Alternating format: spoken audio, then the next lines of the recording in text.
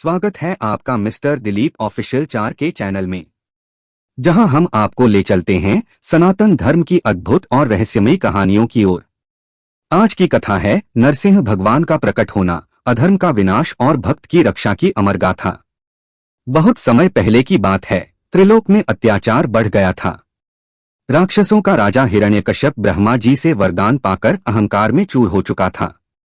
उसने कठोर तप कर ब्रह्मा जी से यह वरदान पाया था कि न वह किसी मनुष्य द्वारा मारा जाए, न किसी जानवर द्वारा, न दिन में मरे न रात में, न घर में मरे न बाहर, न धरती पर मरे न आकाश में, न अस्त्र से मरे न शस्त्र से।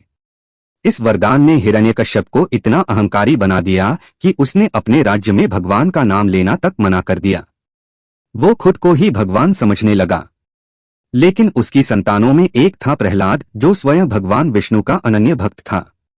प्रहलाद बचपन से ही हर सांस में भगवान का नाम लेता था, नारायण नारायण। उसका विश्वास अडिग था। हिरण्यकश्यप ने कई बार अपने ही पुत्र प्रहलाद को मरवाने की कोशिश की, कभी विष देकर, कभी ऊंचे पहाड़ से गिरवाकर, कभी विषैले सांपों में डालकर, और अंत में होलिका की गोद में बैठाकर जलाने की कोशिश की। लेकिन हर बार प्रहलाद की रक्षा स्वयं नारायण ने की। अब हिरण्यकश्यप का क्रोध 7वें आसमान पर था।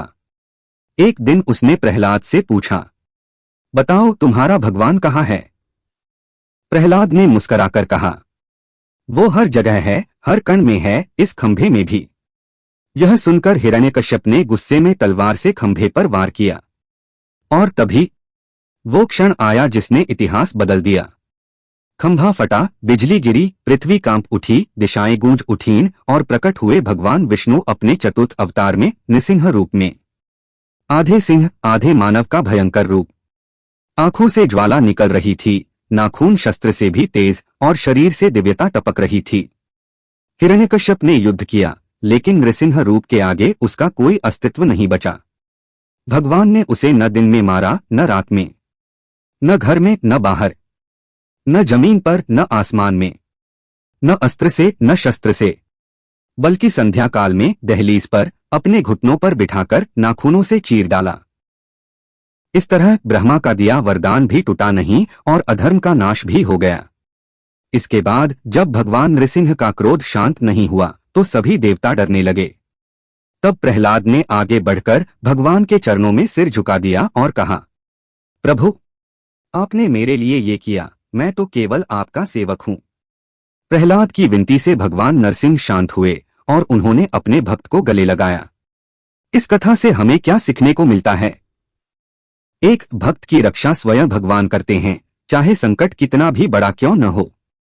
2 अहंकार का अंत निश्चित है, चाहे वो कितना ही शक्तिशाली क्यों न हो। 3 भगवान की लीला अनंत है, वे जब चाहते हैं, जैसे चाहते हैं, प्रकट हो जाते हैं। अगर आपको यह कथा पसंद आई हो तो वीडियो को लाइक करें, कमेंट में लिखें जय नरसिंह देव, और हमारे चैनल मिस्टर दिलीप ऑफिशियल 4 के को सब्सक्राइब करना न भूलें, जहां आपको मिलेंगी ऐसी ही रहस्यमयी और प्रेरणादायक कथाएं। मिलते हैं अगली कहानी में। तब तक जय श्री हरि, जय नरसिंह भगवान।